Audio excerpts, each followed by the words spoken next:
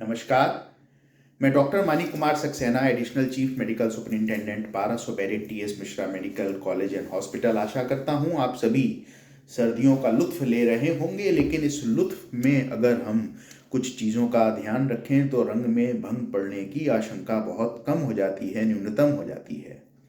ऐसा देखा गया है कि सर्दियों में हार्ट अटैक, लकवा या फालिस का अटैक और एक चीज़ होती है जिसको फेशियल नर्व पैल्सी कहते हैं। हमारे दिमाग से कुल 12 जोड़ी नसें, नर्व्स निकलती हैं जो हमारे शरीर को नियंत्रित करती हैं। उसमें 7वीं जो नस होती है उसको फेशियल नर्व कहते हैं, जो चेहरे की मांसपेशियों को कंट्रोल करती है। इस नस के काम करने में कमी आ जाती है, जिसको हम लोग आमतौर पे बेल्स पैल्सी कहते हैं या फेशियल नर्व पैल्सी कहते हैं। इनके केसेस ज़्यादा देखे जाते हैं। तो हम लोग बहुत छोटे में समझेंगे क्यों सर्दियों में इनके केसेस बढ़ जाते हैं और क्या इनसे हमको बचाव करना चाहिए, जिससे सर्दियों में हम लोग आराम से मौसम का लुत्फ ले सकें और हमारे परिजनों के रंग में भंग ना पड़े। सबसे पहले आते हैं साथियों हार्ट पे। तो हमारा हार्ट लगातार कॉन्ट्रैक्ट करता है, संकुचित करता है और फिर उसके बाद फैलता है। तो वो जब संकुचित करता है तो ब्लड को पंप करता है, जब फैलता है तो वो अपने ब्लड को वापस लेता है जिससे आगे पंप कर सके, और माँ के गर्भ से लेकर हमारी अंतिम सांस तक हार्ट लगातार इस क्रिया को करता रहता है।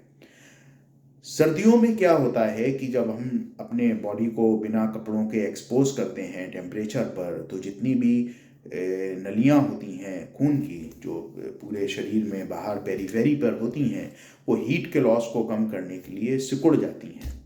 सिकुड़ने से क्या होता है, जो हार्ट ब्लड को पंप करता है उसको ज़्यादा प्रतिरोध का सामना करना पड़ता है। जब ज़्यादा प्रतिरोध का सामना करना पड़ता है तो अगर हार्ट में पहले से कोई परेशानी है, पहले से कोई ऐसी चीज़ है कि हार्ट बिल्कुल बीमारी की कगार पे है, हार्ट अटैक की कगार पे है, और हार्ट पे ये एक्स्ट्रा काम पड़ गया, तो हार्ट एकदम से गिव अप कर देता है और हार्ट अटैक की सिचुएशन उत्पन्न हो जाती है।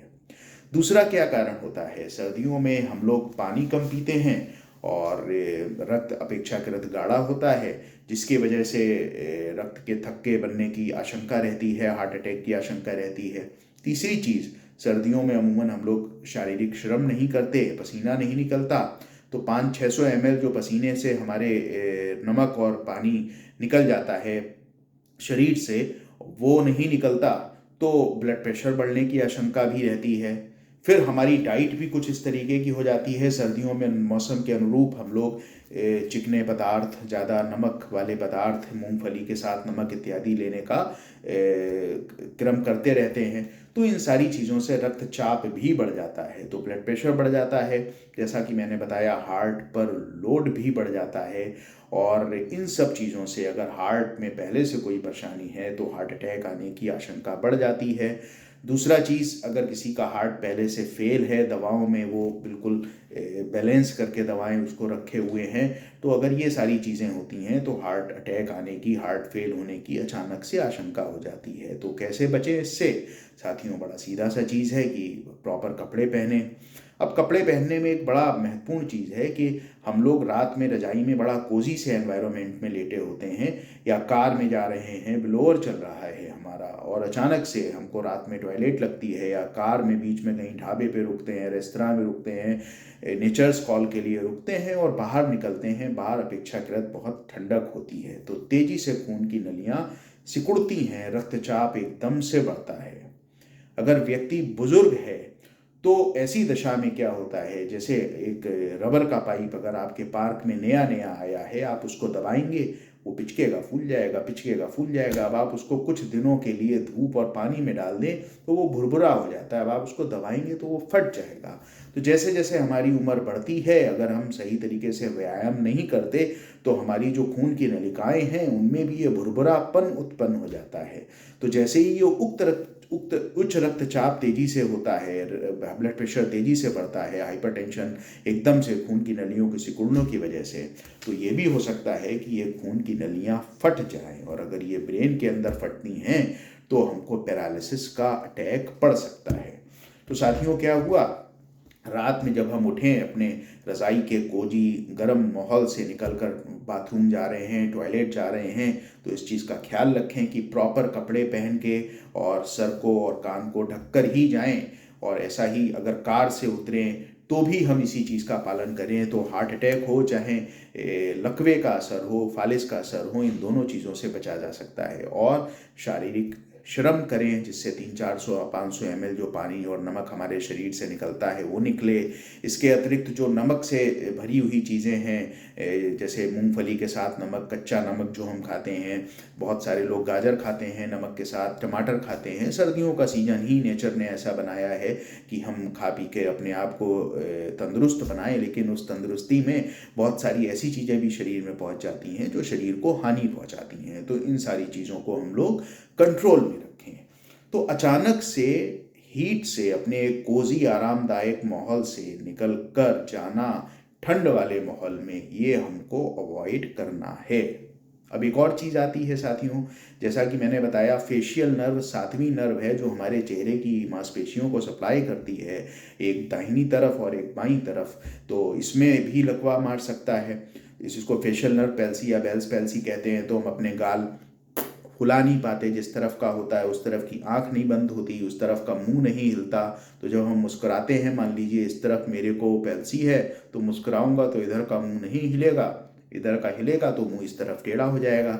ये आमतौर पे इसके लक्षण होते हैं।